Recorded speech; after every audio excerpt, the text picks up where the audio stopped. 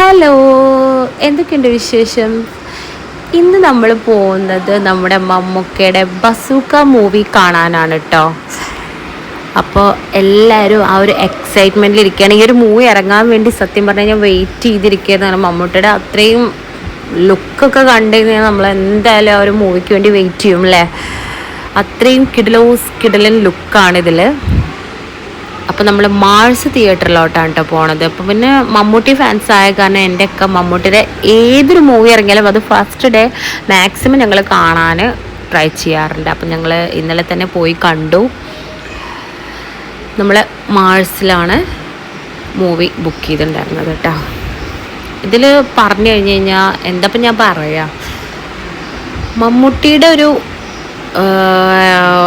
ഭയങ്കര എൻട്രിയാണ് ഇതിൽ എന്ന് പറഞ്ഞു കഴിഞ്ഞാൽ. മമ്മൂട്ടിയുടെ ആ ഒരു ലുക്കും ഭയങ്കര മാസ് ലുക്കാണ് കാണിക്കുന്നത് എന്ന് പറഞ്ഞു കഴിഞ്ഞാൽ. അത്രയും സ്റ്റൈലിഷായിട്ട് മമ്മൂട്ടി ഇതിൽ വന്നിട്ടുണ്ട് കേട്ടോ. അതൊരു പ്രത്യേക കാര്യം തന്നെയാണ് പറയേണ്ടത്.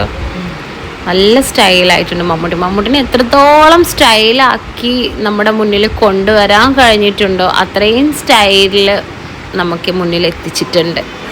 എനിക്ക് തോന്നുന്നു സത്യം പറഞ്ഞു കഴിഞ്ഞാൽ മമ്മൂട്ടിനെ ഇത്രയും സ്റ്റൈലായി കാണിക്കാൻ വേണ്ടി എടുത്തൊരു മൂവിയാണോ എന്ന് വരെ നമുക്ക് തോന്നിപ്പോവും. അത്രയും ബ്യൂട്ടിഫുൾ ആയിട്ടുള്ള കോസ്റ്റ്യൂംസും എല്ലാം കിഡുമായിരുന്നു കേട്ടോ. പിന്നെ മൂവിനെ കുറിച്ച് പറയാനാണെങ്കിൽ കുഴപ്പമില്ല, നമുക്ക് കണ്ടിരിക്കാം.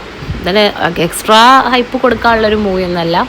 അങ്ങനെ ഞങ്ങൾ നേരെ നൈറ്റിൽ ഫുഡ് കഴിക്കാൻ 6 മണിക്കുള്ള ഷോക്കാണ് ഞങ്ങൾ പോയത്. അത് കഴിഞ്ഞ് ഫുഡ് കഴിക്കാനായിട്ട് ഞങ്ങൾ നെഹദി മന്തിയിലോട്ടാണ് എടുത്തത്. അവിടെ പോയിട്ട് എൻ്റെ ഫേവററ്റ് ഹണി അൽഫാം മന്തി അത് കഴിച്ചു. അതെല്ലാം കഴിഞ്ഞ് നൈറ്റിൽ വൈബിൽ നിന്ന് എങ്ങോട്ടെങ്കിലുമൊക്കെ ഒന്ന് പോവണ്ടേ എന്ന് വിചാരിച്ച് ഞങ്ങൾ നേരെ പോയത് കർമ്മയിലോട്ടാണ്. അപ്പോൾ തിരിച്ച് വീട്ടിൽ പോകും വഴി നമ്മൾ കർമ്മ വഴിയാണ് പോയത്. കർമ്മ നിങ്ങളെല്ലാവരും കണ്ടാണെന്ന് വിചാരിക്കുന്നു. നല്ല അടിപൊളി വൈബുള്ള സ്ഥലമല്ലേ കർമ്മ.